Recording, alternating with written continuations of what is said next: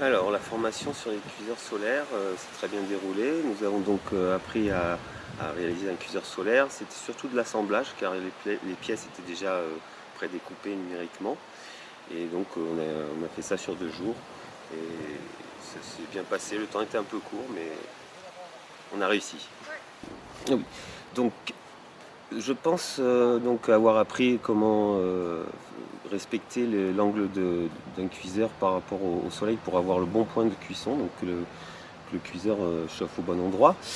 Et puis après, donc ben, je suis déjà assez bricoleur, donc j'ai pas appris grand chose à ce niveau-là, mais mon expérience a permis d'aider certaines personnes qui étaient moins bricoleuses. Voilà. Alors, ben, je pensais apprendre à pouvoir cuisiner, donc utiliser le four et l'utiliser, mais malheureusement, nous n'avons pas eu le temps. Il aurait fallu une demi-journée supplémentaire pour pouvoir mettre en pratique donc la cuisine avec les fours que nous avons réalisés.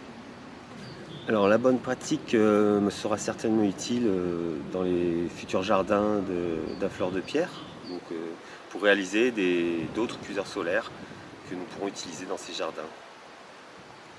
Passé, l'ambiance était bonne et c'est à renouveler. Je conseille aux gens qui sont intéressés d'aller faire cette formation.